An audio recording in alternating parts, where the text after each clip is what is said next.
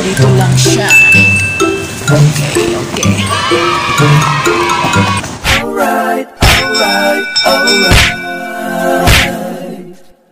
Okay, okay, okay. Alright, alright.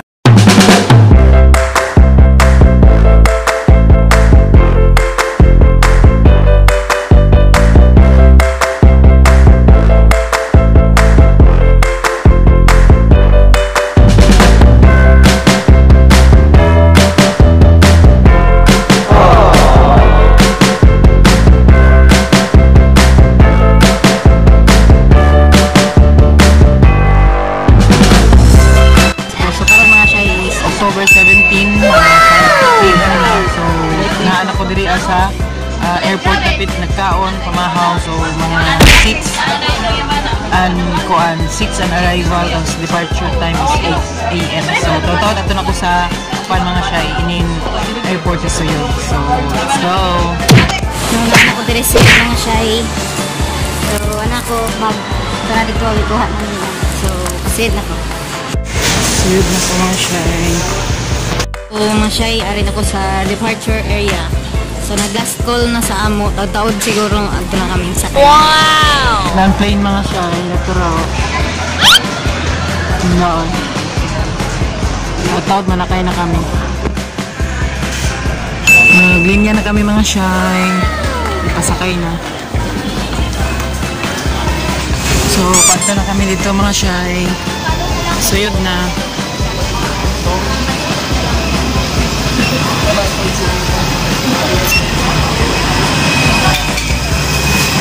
Ano na magsakyan mga Shay? Wow! Ayan. So, bye-bye! Hindi agawa mo! Suyod na kami!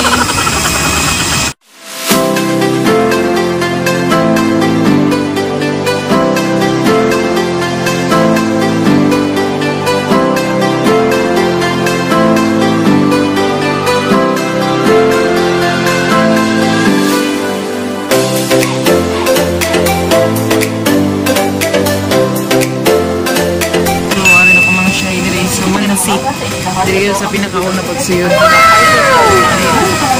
na ang pagkakit sa taas.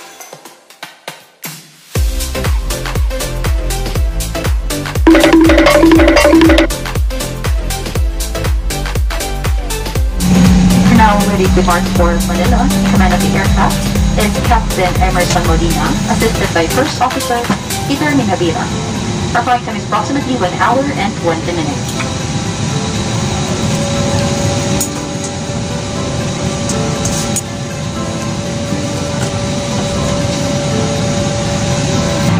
Seatbelt by the loose end to unfasten rooftop of buckle and pull free and twig. In case of a water landing, your life vest is found under your seat. Remove sharp objects from your body. To don't slip vest overhead, tape around the waist and push ends to buckle. Now pull the data flight. And outside the aircraft, full inflation packs to inflate vest. Manual inflation is done by means of the red tube. Blow to increase air exhaustion inward to release air. Light will automatically illuminate once the battery is immersed in water. Do not inflate the life vest inside the aircraft. Please be reminded that an authorized removal of fibers from the aircraft constitutes theft and is punishable by law. In case of rapid change in cabin pressure, oxygen mask will automatically drop from the compartment above you. Immediately grab the mask and pull it towards you. Remove your face mask to put the oxygen mask over your nose and mouth. Pull elastic band by the waist for snug fit and breathe normally. Put your own mask first before assisting others. Keep it on until you are advised to remove it. In case of emergency evacuation, follow the lights that will lead you through the exit. For further information, please refer to the passenger briefing card found in your seat pocket.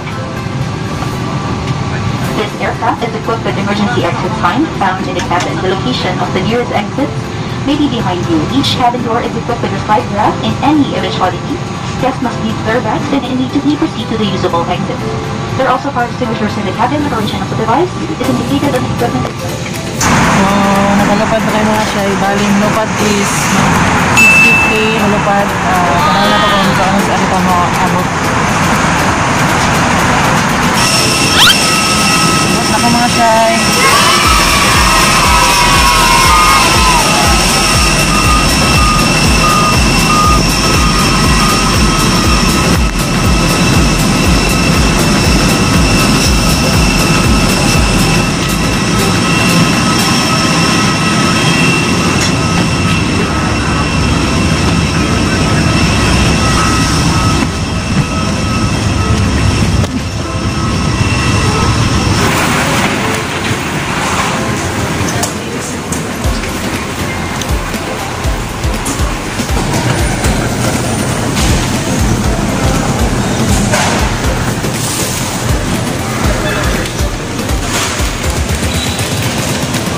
mga shy, amo pa ako abot. Bali, 8:39 na karon. So, napa ko sa Ilayom Airport.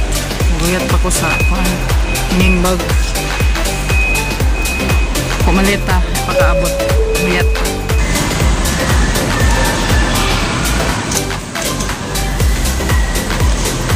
Dito lang siya.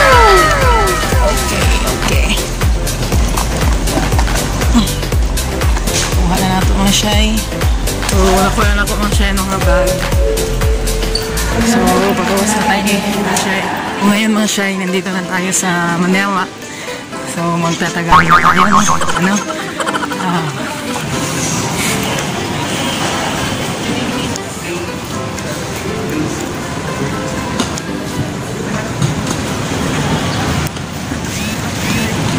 Labas na ako mga shy. Maghanap ako ng taxi. Papuntang Makati City. Wait lang mga shy, papara tayo ng taxi. So, need na to magbaktas mga shy kay dito ang sakayan sa dulo. Nandun daw sa dulo yung sakayan. So, need natin maglakad mga shy. Bawal kasi doon. So, dapat dito. Let's go. Sumato mga shy before makasakay yung taxi. Magpila.